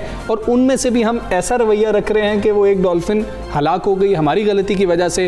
और ये कहा जा रहा है कि 70 और 60 की दहाई में इंडस डॉल्फिन की आमाज गाहें अटक पर दरियाए सिंध के मकाम से शुरू हो जाया करती थी। तारीखी तौर पर ये जो इंडस डॉल्फिन है दरिया सतलुज, जहलम, रावी और चनाब में भी पाई जाती थी, लेकिन नायाब होगी, ख़त्म होगी हमारी इन्हीं हरकतों की वजह से। अब भी हमारा फ़र्ज़ है कि इस नायाब डॉल्फिन को बचाने के लिए हम सब अपने अंदर ये शऊर पैदा करें कि ये भी अल्लाह ताला के दिए हुए तोहफे हैं और हमें इनकी कदर करनी है और इनको बचाना है। और इस नस्ल को बचाना ही अब हमारा मकसद है, क्योंकि हम पहले ही नायाब होती जा रही हैं और फिर हमारे रवैये ऐसे हैं, हमने उसको बाहर निकाल लिया, फिर जश्न मनाया गया, वीडियोस बनती रही हैं। ये रवैया तो हमारा हर जगह है हमसा। हम मतलब एक बेहिसी जो है वो हमारी इंसानों के साथ है, तो ये तो फिर एक जैसे कहते हैं ना जानवर या नबाताती लाइफ है, इसकी कदर कीमत का शऊर अपने अंदर पैदा करना बहुत ज़रूरी है। और हमें फरा आप ये देखें कि ऐसे उस शख्स ने उठाया हुआ था, वो हम फुटेज देखते हैं ना, तो जैसे वो वर्ल्ड कप को दिल दुख रहा है, वो तड़प रही है, वो और बाकी सब भी शोर मचा रहे हैं कि भाई तुमने बहुत बड़ा कारनामा सर अंजाम दे दिया। वो एक जानदार है, उसके अंदर लाइफ है।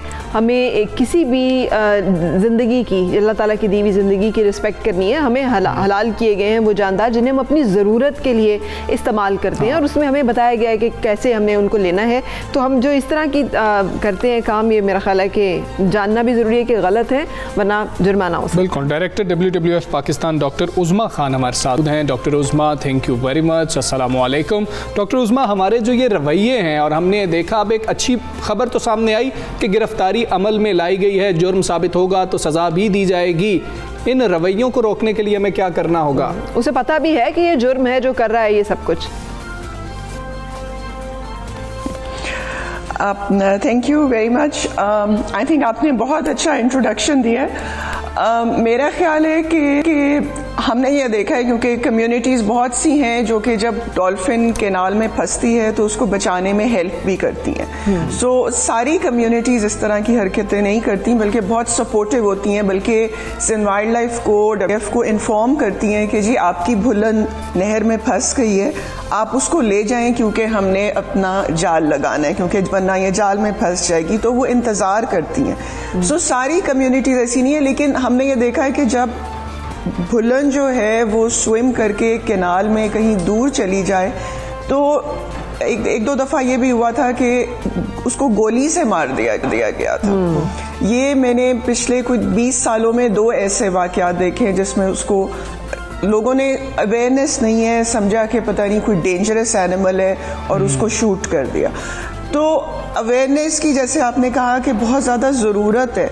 और यहाँ पे जो अभी आपने ये जो वीडियो दिखाई है उसमें तो वो एक ट्रॉफी की तरह एक सेलिब्रेट कर रहे हैं, और ये एक बहुत यूनिक वाक़या है जो मैंने इस तरह की चीज़ नहीं देखी कि कभी वो खुद ही ला के उसको और फिर उसको एक सेलिब्रेट कर रहे हैं और सब लोग उसको हाथ लगा के तस्वीरें खींच रहे हैं। क्योंकि हम लोगों को पहली चीज़ जो कम्युनिटी अवेयरनेस में और जो लोगों को ट्रेन किया गया सन वाइल्ड लाइफ के साथ मिलके कि किस तरह एक डॉल्फिन को हैंडल करना है, उसमें पहली चीज़ जो बताते हैं कि नहीं करनी वो है कि उसको उसकी जो रोस्ट्रम है, उसका जो बीक है, उससे नहीं पकड़ना, क्योंकि ये बहुत हसास एनिमल है।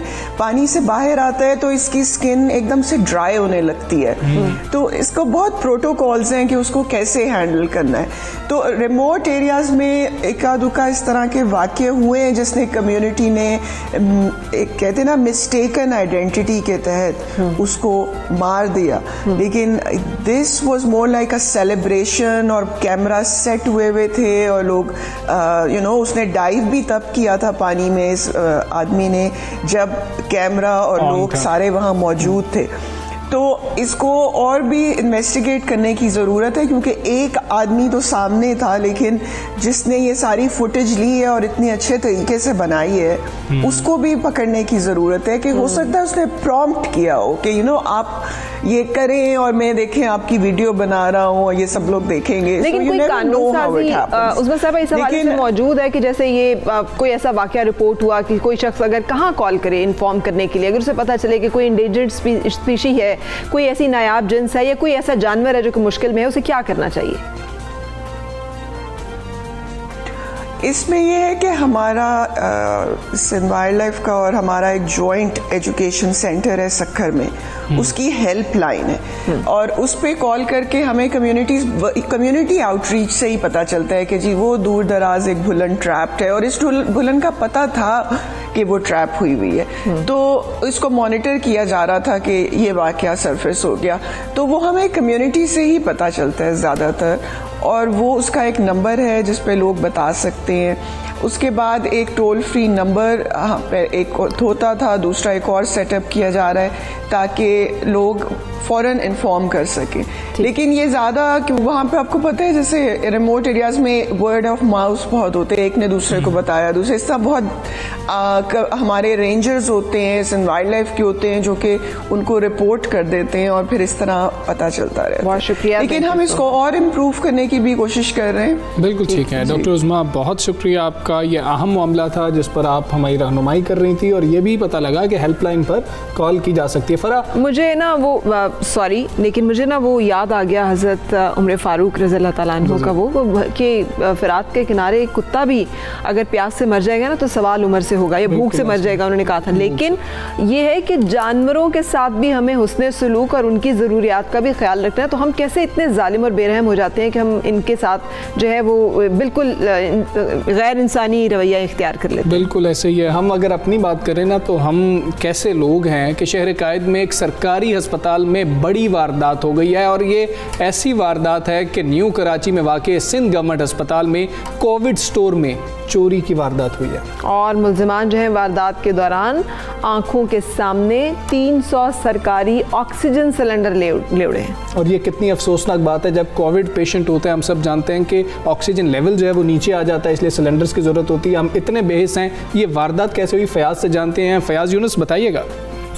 जी बिल्कुल, अब जराइम पेशा अफराद ने जो है अस्पताल के जो आलात हैं और सामान हैं उन पर भी हाथ साफ़ करना शुरू कर दिए हैं। अफसोसनाक वाक़या जो है ये वारदात हुई है 22 अक्टूबर को 4 से ज़ायद मुल्ज़िमान न्यू कराची के इलाके में जो कोविड का स्टोर रूम बनाया गया था उससे 300 ऑक्सीजन सिलेंडर और इनके साथ जो है 100 वाटर कूलर चोरी करने के बाद फ़रार हो गए थे।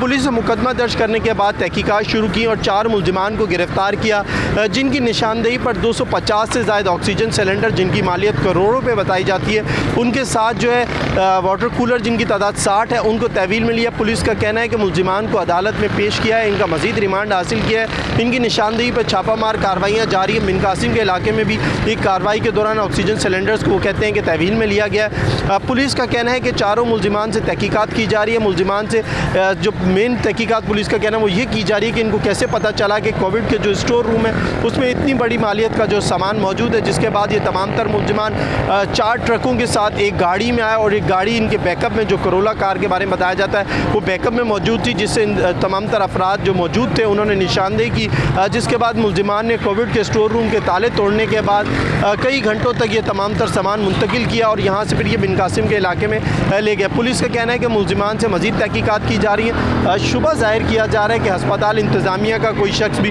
मुलविस हो सकता है। मुलजिमान को पता था तमाम तर सामान का, जिसके बाद उन्होंने ये वारदात की। जी वैसे कमाल किस्म की वारदात है फयाज, यानी मुलजिमान जो है वो कई घंटों तक बेखौफी के साथ वहाँ पर इतने लोड करते रहे। ये आप पीछे जिस गेट के सामने खड़े थे वहाँ पे कोई गार्ड भी खड़ा होगा, उसको क्या पता कि वहाँ से निकले होंगे कि सिलेंडर कहाँ लेके जा रहे हैं। खाला जान को चाहिए इतने सारे 250 सिलेंडर अचानक से वहाँ जा रहे हैं, किस कोई लेटर होगा इसका, मतलब बहुत अजीब सी वारदात ही बड़ी मतलब मॉडस ऑपरेंडी जो है ना वो बड़ा मशकूक है। इसमें सिर्फ वो लोग नहीं जो सामने, बहुत सारे और लोग भी शामिल हो सकते हैं इसमें। तो फरा हमने बात का आगाज़ आज के प्रोग्राम का जहाँ से किया था ना, इख्तिताम भी उसी पर करते हैं कि सऊदी अरब में महदूद उम्रा प्रोग्राम का तीसरा मरहला शुरू होने पर मस्जिदुल हराम के तमाम दरवाजे खोल दिए गए हैं और हिफाजती इंतजाम जो हैं वो सख्त कर दिए गए हैं। एक वाक़या यहाँ पे शेयर करना चाहूँगी कि जब आप जाते हैं तो अब मस्जिद हराम जो है इसके अंदर भी एस्केलेटर्स हैं हर जगह। आप वज़ू के लिए भी जाएं तो वहाँ पे सीढ़ियाँ ख़त्म करके एस्केलेटर्स हैं। और मैंने वहाँ पे देखा कि खातून जो कि गाँव से आई हुई थी, पाकिस्तानी थी, और उन्हें नहीं पता चल रहा था उस पर कैसे जाना है। उनका जूता वहाँ फंस गया, एक टांग यहाँ है, दूसरी टांग यहाँ है, एक चीखो पुकार का मंजर था। और मुझे बहुत अफसोस हुआ कि इस तरह की ट्रेनिंग होनी चाहिए। सो आप जब भी जाएँ कोशिश करें कि वहाँ की जो ज़रूरियात हैं जिसमें अब कोविड के तकाजे बहुत ज़्यादा हैं उन्हें ज़रूर मद्देनजर रखें और उनको फॉलो करें। मुझे और फरा को इजाज़त दीजिए। अल्लाह हाफ़िज़। Have a happy weekend. अल्लाह हाफ़िज़।